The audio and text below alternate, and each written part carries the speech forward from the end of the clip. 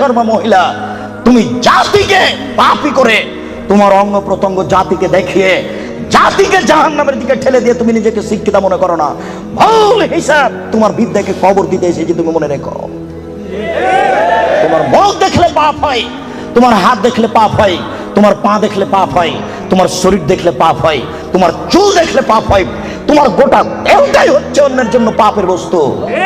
শোন এই ছেলে, তোমার বাপ তোমার বোনকে দিয়ে জাতিকে পাপী করে তোমার বাপ যেন তাহাজ্জুদ পড়ে জান্নাত কিনতে না চায়, বলে গেলাম তোমাকে।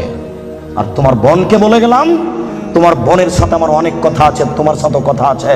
তুমি এক পায়ে হলে দাঁড়িয়ে থাকো, এক একটা বাক্যকে তুমি মনে করবে 1 কোটি টাকা মূল্য, তাহলে তুমি আজকে কথা মূল্যায়ন করতে পারবে।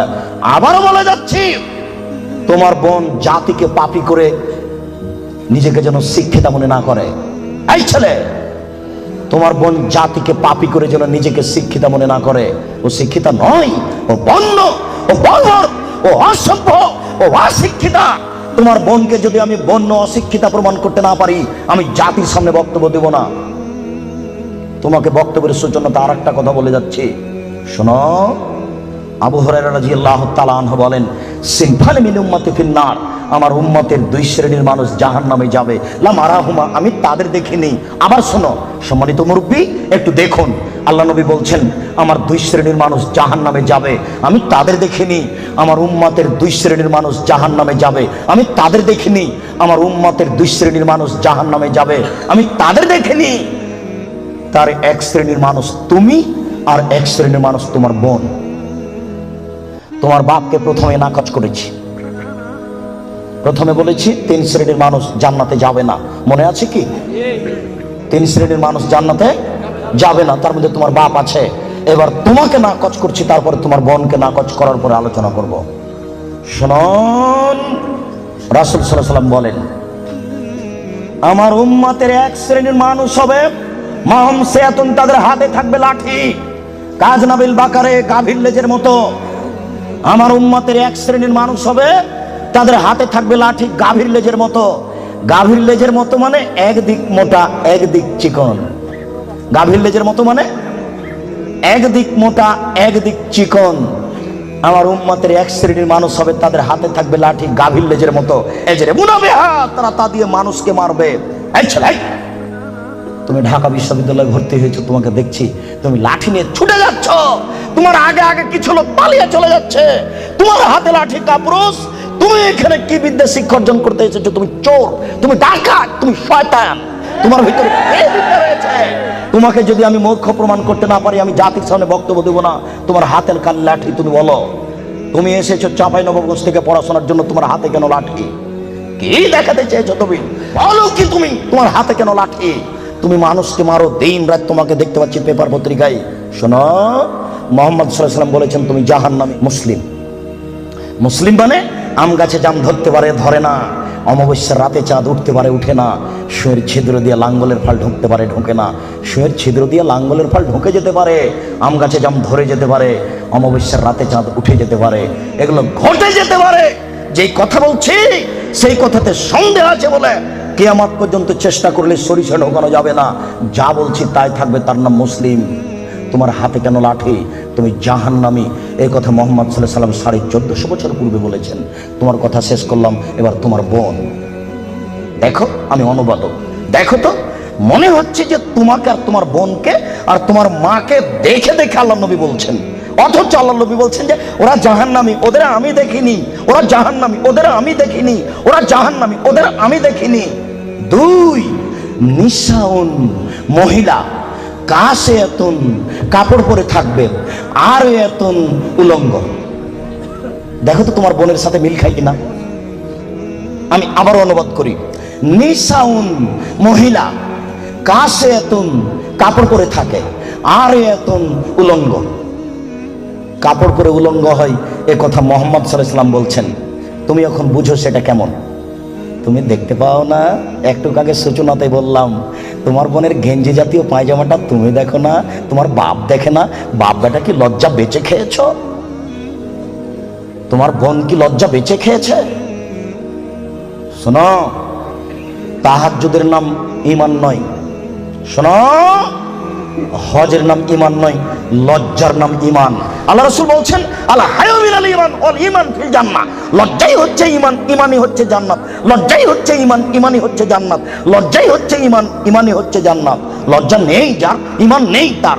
লজ্জা নেই যার, ঈমান নেই তার। ঈমান নেই যার, জান্নাত নেই তার। ঈমান নেই যার, জান্নাত নেই তার।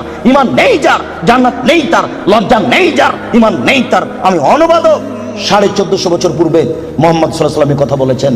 এই ছেলে, তুমি তো তাফসীর মাহফিল দিনরাত শুনে শুনে, আর ওই কণ্ঠ শুনে কি যে বলছে হুজুর, খালি বলে চলে যাচ্ছে কণ্ঠ সুরে, কেউ কিছু বুঝতে পারি না। 3 ঘন্টা তাফসীর করার পরে হুজুর বলছেন যে এই আয়াতের তাফসীর করতে আরো 2 দিন লাগবে। তারপরে বাড়ি যাওয়ার সময় সবাই বলছে বাপের বেটা আছে, বলতে পারে। বললো কি? বললো জি, সেই তো কি যে বললো। আমি কিন্তু রাজশাহী চাঁপাইনবাবগঞ্জের মানুষ, আমার দন্তেশ তালে বসা, তালে বসা, তালে বসা। কাজে আপনি খুব ভদ্রতা বজায় রেখে একটু 19-20 হলেও আপনি বুঝার চেষ্টা করবেন। তবে আমি প্রাণপণে চেষ্টা করছি আপনাকে বুঝানোর জন্য। আমি আপনার কিছু না কিছু উপকার করবই করবো ইনশাআল্লাহ। আপনি খালি একটু ধৈর্য ধারণ করুন। ইচ্ছা করলেই সময় বের করা যায় না। 5 মাস থেকে এই সময়টা ঠিক করা হয়েছে, তবু কত ঠেলা ঠেলি, এই দিনের উপরে যে কত আঘাত আসলো, তারপরও চলে এসেছিল। তার মানে এটা তাকদীর। একটু মূল্যায়ন করেন, কাজ তো আপনার অনেক আছে। এই ছেলে, ওই যে 5 তলা বাড়িতে ওই যে ওরা স্বামী স্ত্রী এখন পতিতালয়ের মেয়েকে নিয়ে বসে আছে টিভিতে, তো তুমি আর আমি ঠেকাতে পারছি কি? ঠেকানোর আছে। তুমিও যাও, যা বসে থাকো, কিছু করার নেই। এসেছ, একটু ধৈর্য ধারণ করো। গল্প করবো না, নড়াচড়া করবো না, দোকান বন্ধ করো।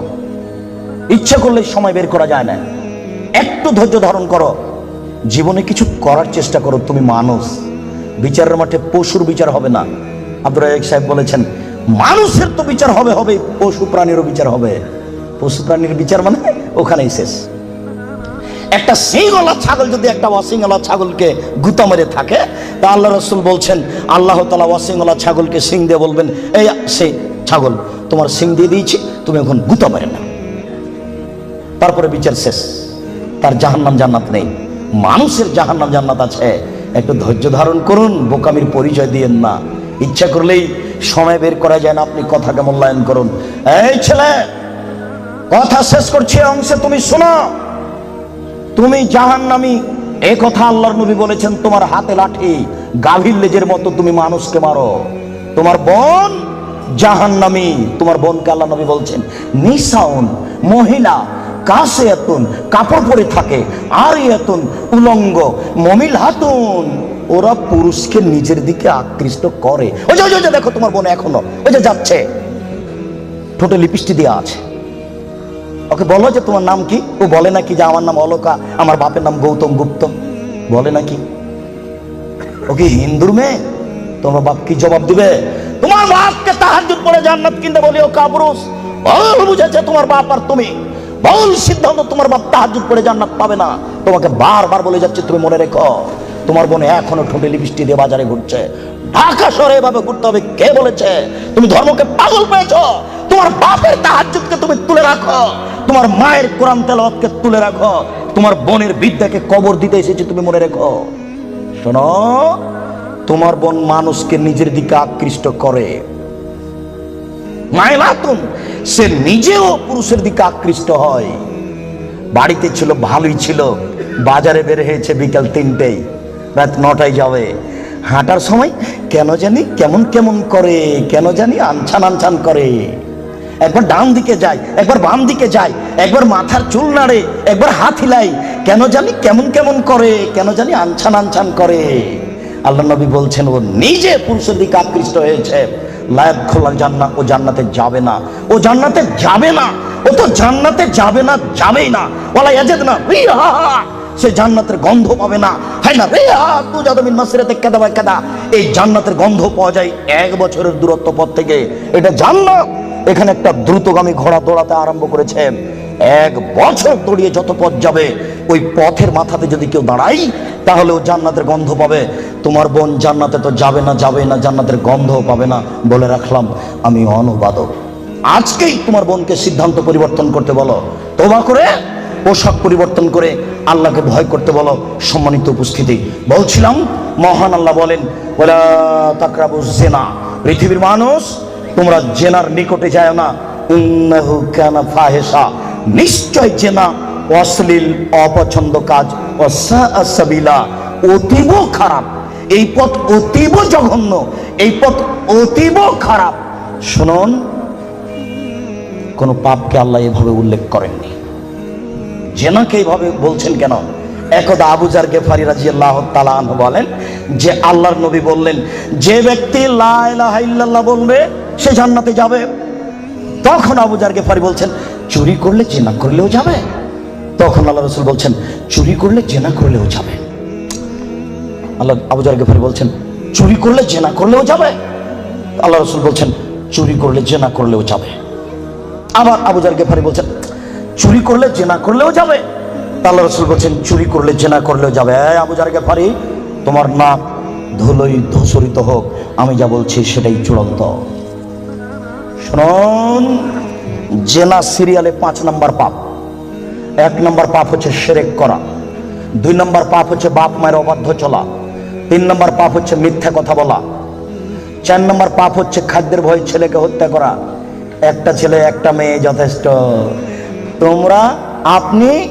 আপনারা 10 ভাই বোন। আপনারা কয় ভাই বোন? 10 ভাই বোন। আপনাদের বাড়িতে ছিল 3 জন কিষান কামলা, কতটি হলো? 13টা। আপনার বাপ মা কতটি হলো? 15টা। আপনার বাপ রাত্রে 2 জন করে ফকির ধরে নিয়ে যেত বাড়িতে, 17 জন। আপনার মা 17 জনের ভাত রান্না করতে ঢেঁকিতে ধান ভেঙে। কোনোদিন আপনার মা ভারী মনে করেনি, কোনোদিন ভারী মনে করেনি। 17 জনের ভাত রান্না করতে ঢেঁকিতে ধান ভেঙে। এটা ঢাকা শহর। তুমি যদি আমাকে রাত 10টায় বাড়িতে নিয়ে যাও, গিয়ে বলো, খালেদা একটু উঠো তো, একজন গেস্ট মেহমান আছে। তুমি রাত্রে মেহমান নিয়েছো, কে এগুলো সব ঝামেলা পাকাও? অথচ তোমার স্ত্রী যেখানে রান্না করে সেখানে গ্যাসের চুলা আছে, সেখানে ফ্রিজ আছে। তোমার স্ত্রী নাক সিটকানি দেয়। তোমার মা যেদিন ভাত রান্না করছিল, চাঁপাই নবগঞ্জের ভাষা, চুলহার উপর থেকে ছাই সরিয়ে সরিয়ে সরিয়ে ভিতর থেকে আগুন নিয়ে খড়ির মধ্যে দিয়ে ফোঁক দিয়ে দিয়ে আগুন জ্বালিয়েছিল। সেদিন ম্যাচ ছিল না বাড়িতে। তারপরে তোমার মা কোনোদিন ভারী মনে করেনি। আজকে যখন তুমি বলেছ, খালেদা একটু উঠো তো, মেহমান আছে, চটে গেছে, তখন তোমার মার বয়স 80 বছর। তোমার মা চট করে বলছে, থাক গা বেটা, থাক, বৌমাকে উঠাইস না, আমি তরকারি পাতি গরম করে দিচ্ছি, থাক বেটা, থাক, উঠাইস না। এই কথা আপনার মা বলে এখনো। আমি মনে হয় কথা বুঝাতে পারছি না। আপনার মা এখনো বলে বউকে মায়ের স্বভাবে নিয়ে যেতে হবে, আর আপনাকে আপনার বাপের স্বভাবে নিয়ে যেতে হবে। ছেলে কম নিলে সংসার সুখী হবে, এটা ভুল সিদ্ধান্ত। মানুষের টাকা বেশি হতে হতে হতে হতে এত বেশি হবে যে ফকির থাকবে না, এ কথা আল্লাহর নবী বলেছেন। কেউ নিবে না টাকা। লালবাগে 20 বছর পূর্বে যত টাকা ছিল, আজকে তার চেয়ে কম না বেশি? 20 বছর পরে আরো কত টাকা বেশি হবে কেউ জানে না। আল্লাহর নবী বলেছেন, একটা গাভীর দুধ খাবে একটা গ্রাম, আর একটা ডালিম খাবে একটা বংশ। 15 বছর পূর্বে একটা গাভীর দুধ হতো হাফ কেজি থেকে 3 কেজি, এখন একটা গাভীর দুধ হয় 3 কেজি থেকে 40 কেজি। 15 বছর পূর্বে একটা ডালিম ছিল বাজারে 1 ছটাক, এখন একটা ডালিম বাজারে 1 কেজি। 15 বছরের মধ্যে যদি 3 কেজি থেকে 40 কেজি হতে পারে, 50 বছর পরে একটা গাভী কত দুধ দিবে এ কথা মানুষ জানে না। আপনাকে আমি কি দিয়ে বুঝাই? আল্লাহ নবী বলেছেন, একটা গাভীর দুধ খাবে একটা গ্রাম। একটা গ্রামে 50,000 মানুষ থাকতে পারে, 1 লক্ষ 1 কোটি মানুষ থাকতে পারে। একটা গাভীর দুধ খাবে একটা গ্রাম। বলছিলাম 3 নম্বর পাপ হলো, 4 নম্বর পাপ হলো ছেলেকে হত্যা করা, মেরে ফেলা। 5 নম্বর পাপ হলো জেনা। আবু যার গেফারি কেন বলছেন না বাপ মাকে গালি দিলেও জান্নাতে যাবে? এই কথা কেন বলছেন না? মাকে মারলেও জান্নাতে যাবে? এই কথা কেন বলছেন না? বারবার কেন বলছেন জেনা করলেও যাবে, চুরি করলেও যাবে? শুনুন, ঘরে ঘরে জেনা হচ্ছে, এই কথা ঠিক। এরপরেও জেনার বাস্তবতা এত খারাপ। আজকে যদি একটা জেনার বিচার হয়, তাহলে ওই যুবক যুবতী মনে করে যে মাটি ফেটে গেলে নিচে চলে যেতাম। অথচ মাকে গালি দিলে মানুষ এত অপমান হয় না। বুঝাতে পারলাম না? শিরক করলে মানুষ এত অপমান হয় না।